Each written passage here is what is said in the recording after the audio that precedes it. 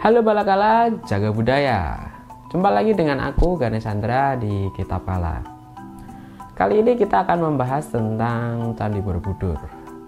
Apakah kamu pernah ke Candi Borobudur? Mungkin Balakala ada yang pernah, ada juga yang belum.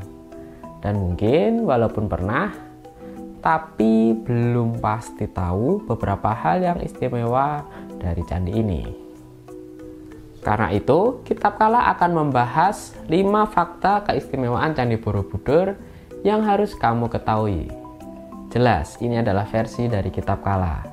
Kalau kamu ada tambahan hal istimewa di Candi Borobudur, bisa tulis di kolom komentar. Nah, apa saja keistimewaannya? Kita bahas satu persatu. Hanya di Kitab Kala.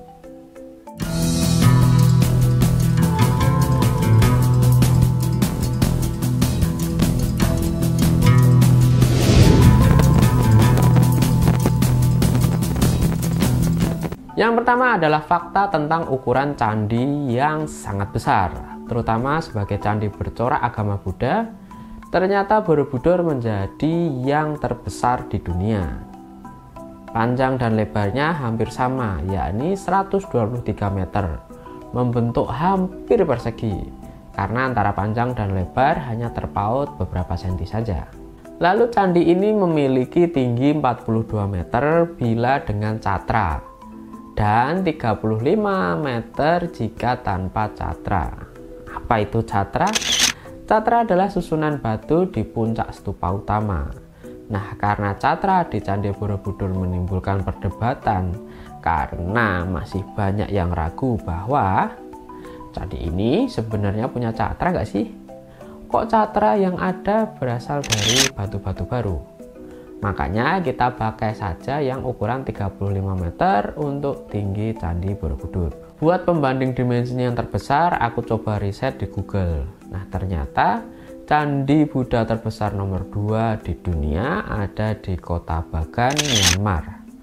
Tapi aku nggak bisa nemu spesifik candinya, karena Bagan sendiri ternyata punya sebutan kota 1000 candi. Kalau dari ukuran luas kompleksnya dibanding Candi Borobudur sendiri ya bakal kalah luas. Tapi kalau candi-candi yang ada di Bagan tidaklah jauh lebih besar dari Candi Borobudur. Selanjutnya yang kedua, candi ini punya sistem susunan struktur yang cerdas. Maksudnya di sini adalah kecerdasan leluhur kita dalam membuat bangunan raksasa berbahan batu andesit atau batu kali ini membuat takjub para peneliti. Kalau selama ini kita pikir bangunan kalau kokoh ya di semen, ternyata Borobudur nggak di semen, melainkan punya sistem kuncian batu yang memungkinkan penyusunan struktur menjadi semakin kuat dan kokoh. Kuncian batu inilah yang banyak menjadi acuan kuncian di percandian lain di Indonesia. Dan hebatnya lagi, karena susunan ini mirip permainan brick atau Lego, maka saat ada bagian yang runtuh akan dilepas dan dipasang lagi tanpa harus membongkar batuan jika di semen. Terlebih lagi, bagian batu-batu yang disusun memiliki panel-panel relief yang dipahat dengan sangat detail dan indah. Kapan-kapan deh aku cerita bagaimana langkah-langkah memahat relief di Candi Borobudur. Apakah reliefnya dipahat dulu baru dipasang atau dipasang dulu baru dipahat?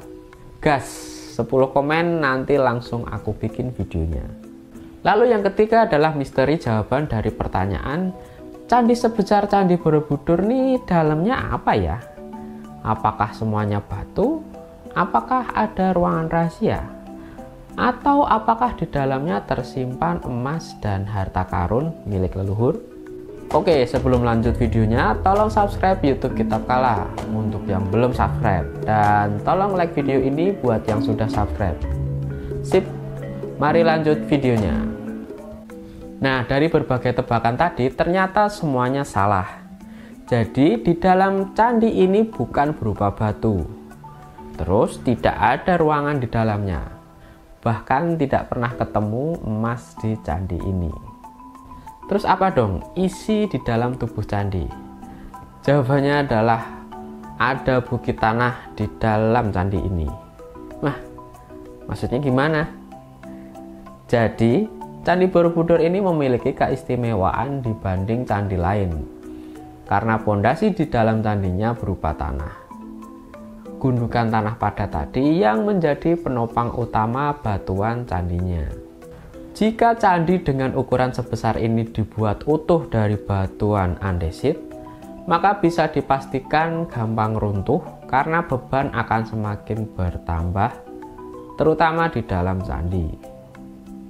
Karena itulah pengelola Candi Borobudur, yakni Museum Cagar Budaya Borobudur, rutin melakukan pengecekan struktur tanah di dalamnya.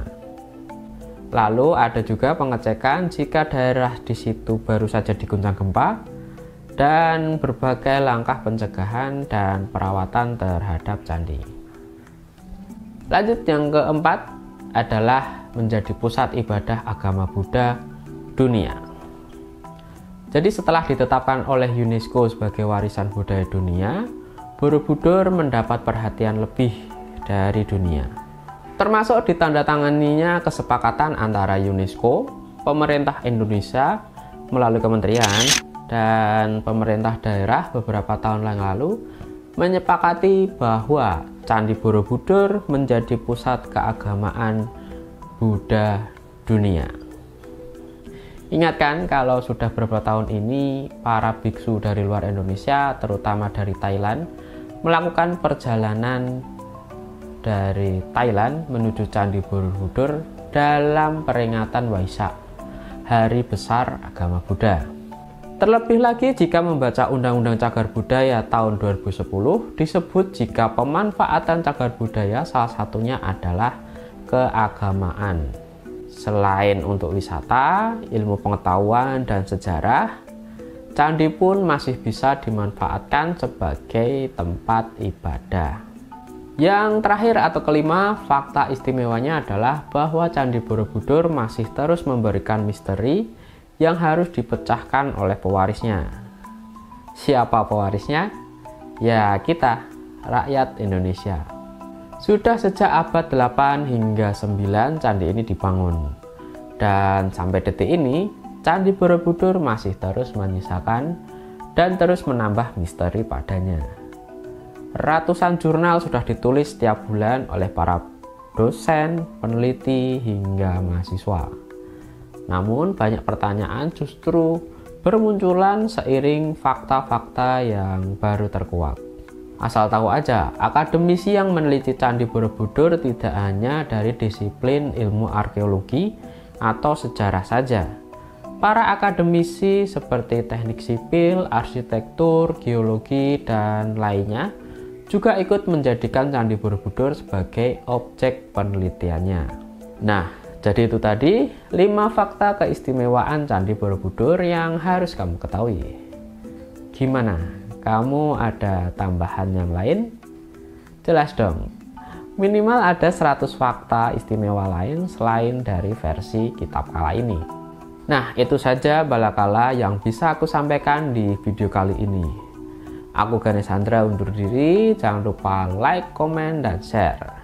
Sampai jumpa di video kitab kala lainnya. Bye.